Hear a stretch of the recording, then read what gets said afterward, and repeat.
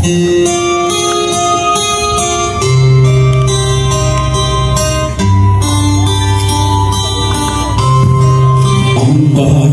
kong Pilipinas, lupain ng bilto't bulan-lan, pag-ibig na sa kaniyang palad, nag-alay ng kagandang pinag, at sa kaniyang yuwi at ganda, tayo ay nalina. Bayan kong binihag ka, nasalak sa pusa. Kailan may layang lumipad, kunin mo at tumira. Bayan natin sa Pilipinas, ang lasang mga alpas, Pilipinas kong ninuya, bulan ng luhat kalika, aking naghika, makita kang sa kalaya.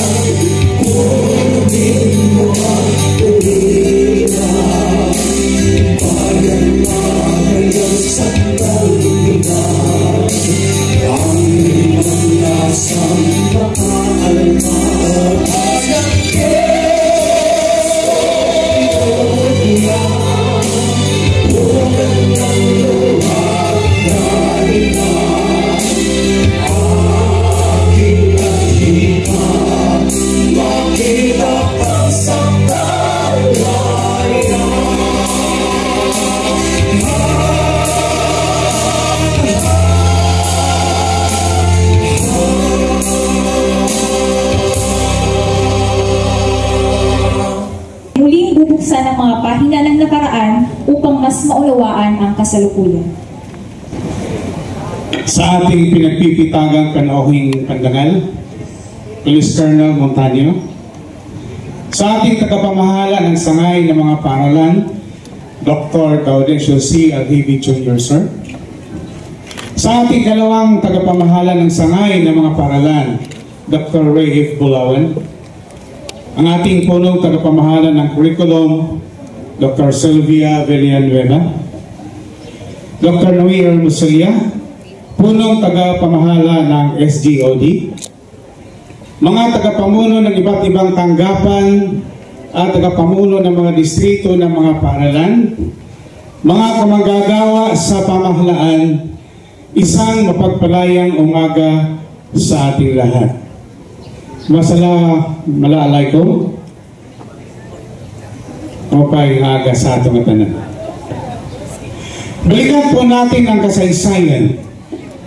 Hindi tayo magsisimula doon sa pinakalumang kasaysayan, kundi doon lamang sa mahalagang petsa at pangyayari sa kasaysayan ng Pilipinas bago ito ideklarang malaya noong Hulyo 12, 1898.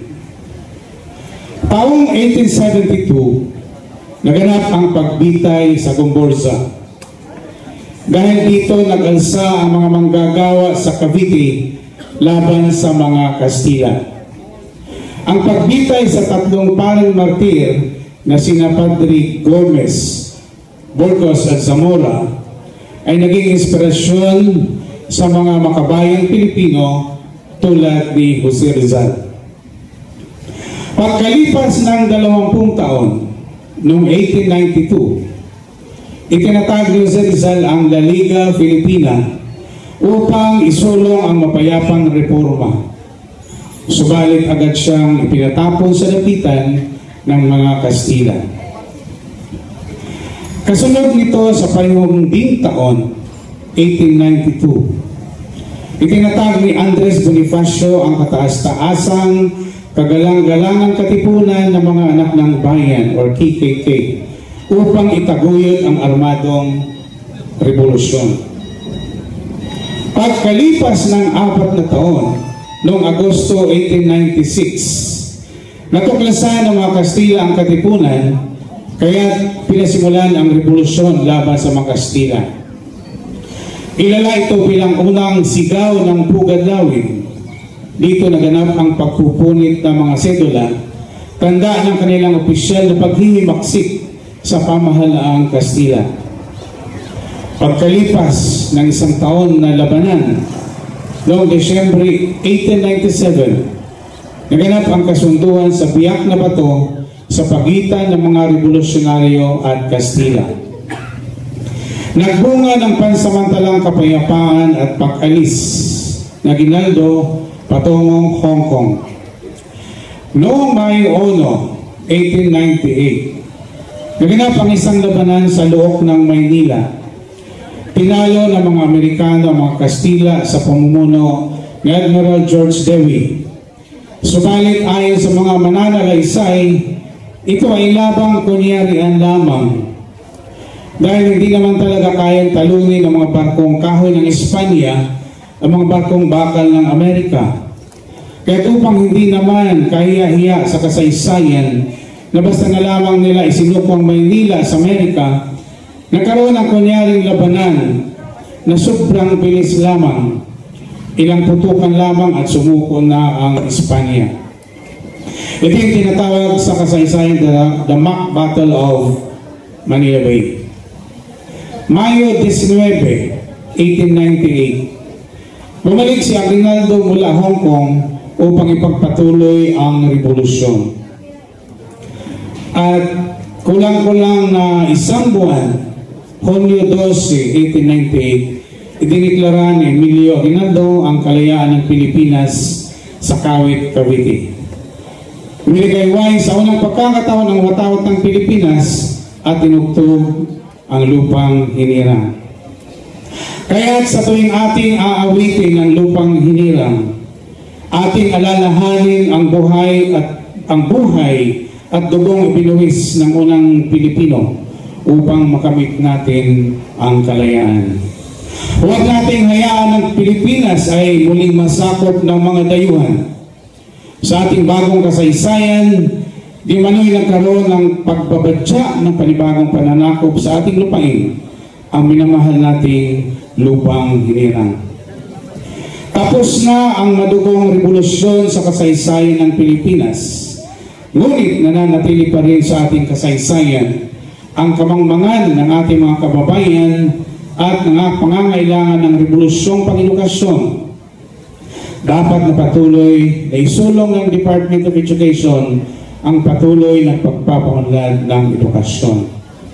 Nananatili pa rin ang kahirapan, kaya't mayroon tayong mga tupad, mga ayuda, kaya't kailangan din natin ang revolusyong pangkabuhayan upang mahango sa kahirapan ng ating mga kababayan at magkaroon ng magandang kinabukasan. Kaya't ang ating masasabi na napapanahon na ang advokasya ng ating Pangulo, walang iba kundi ang bagong Pilipinas. Subalit higit sa lahat, kailangan natin ng Diyos upang ang Pilipinas ay lumaya sa lahat ng uri ng pagkaalipin.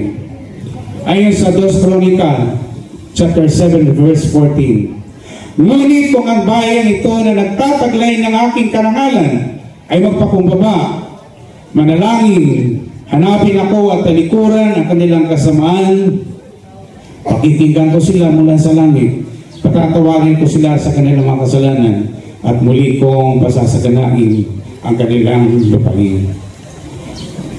Kaya sa araw nito, sa muli nating paggunita ng ating kalayaan, muli nating isigaw, mabuhay ang Pilipinas, mabuhay tayong lahat.